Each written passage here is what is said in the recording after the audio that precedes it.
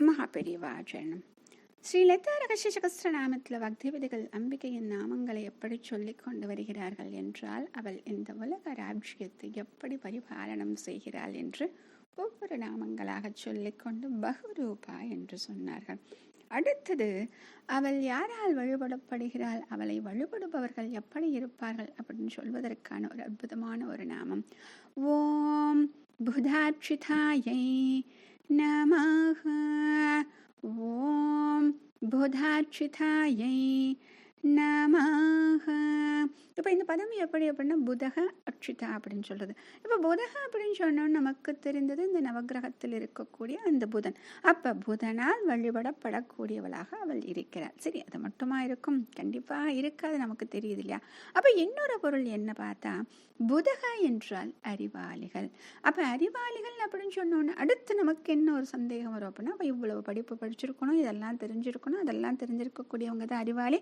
அப்போ நமக்கு அந்த தகுதிகள் கிடையாதே, நாம் அறிவாளிகள் கிடையாதா அப்படின்னு நமக்கு உடனே ஒரு சந்தேகம். இங்கே ஒரு விஷயத்தை நம்ம என்ன புரிஞ்சுக்கணும் அப்படின்னா, இப்போ நம்ம பார்த்தோம் இல்லையா, பகுரூபா என்று அனைத்து வடிவங்களிலும் அவள் தான் இருக்கிறாள் என்று.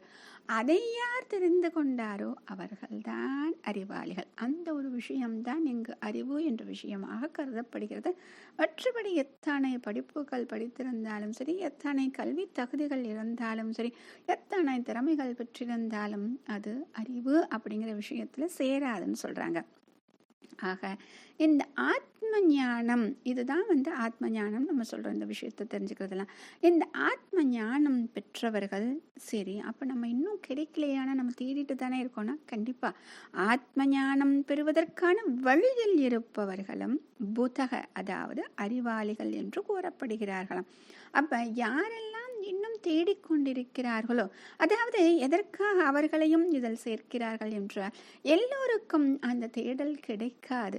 யார் ஒருவருக்கு அந்த அம்பிகையின் அனுகிரகம் கிடைத்திருக்கிறதோ அவர்களுக்குத்தான் இந்த தேடல் என்பதே கிடைக்கும். இல்லை என்றால் இந்த ஆத்ம ஞானம், சுய தேடல், நமக்குள் இருக்கக்கூடிய இந்த ஆத்மாவை பற்றிய தேடல், உள்ளே இருக்கக்கூடிய அந்த பிரம்மத்தை பற்றிய தேடல் அனைவருக்கும் கிடைக்காது. அப்படியே அரிதாக கிடைக்கக்கூடிய அந்த ஞானத்தை உடையவர்கள் இவர்கள் என்பதால் இவர்களும் அறிவாளிகள் ஆகிறார்கள். ஆக அவர்களே இந்த அம்பிகையை வழிபட்டாலே என்ன பண்றாங்க, இவங்க என்ன பண்றாங்க அப்படின்னா, இப்ப இவங்களுக்கு தெரிஞ்சு போச்சு அனைத்திலும் இவள் ஒருத்தி தான் இருக்கணும். அப்ப எதையோ நாம் என்னென்னமோ செய்வதற்கு இந்த அம்பிகையை வழிபட்டாலே போதுமே அப்படின்னு அவளுக்கு தெரிந்து விடுகிறது. அப்ப இந்த அம்பிகையை வழிபட்டாலே அனைத்தையும் வழிபட்ட பலன் கிடைக்கும் என்று புரிந்து கொண்டு விடுகிறார்கள். அப்ப இவளுடைய வழிபாட்டில் ஈடுபட்டு இருக்கிறார்கள். அப்ப இந்த இடத்துல இவளுடைய வழிபாடு அப்படின்னு சொல்லும் போது உடனே நமக்கு என்ன தோன்றும் என்றால், அப்ப ஏதோ ஒரு ரூபம், அந்த ரூபத்தை தான் நாம் வழிபாடு செய்ய வேண்டும் அப்படின்னு நமக்கு தோன்றுகிறது இல்லையா? ரூபங்கிறது கரெக்ட். ஆனா இந்த இடத்துல எந்த ஒரு ரூபம், அதாவது நிர்குண ரூபம், சகுன ரூபம் நம்ம பார்த்தோம் இல்லையா? இங்கே சொல்லக்கூடியது அந்த சகுன ரூபமாக இருக்கக்கூடிய அந்த பிரம்மம். ஏனென்றால் எல்லாவற்றிலும் நிக்கமர நிறைந்திருக்கக்கூடியதாக இருக்கக்கூடிய அந்த பிரம்மம் இருக்கும் இல்லையா? அதை நாம் வழிபட போகிறோம். அதை வழிபட்டாலே அனைத்தையும் வழிபட்ட பலன் நமக்கு கிடைக்கிறது அப்படின்னு புரிஞ்சுக்கிறாங்க இல்லையா?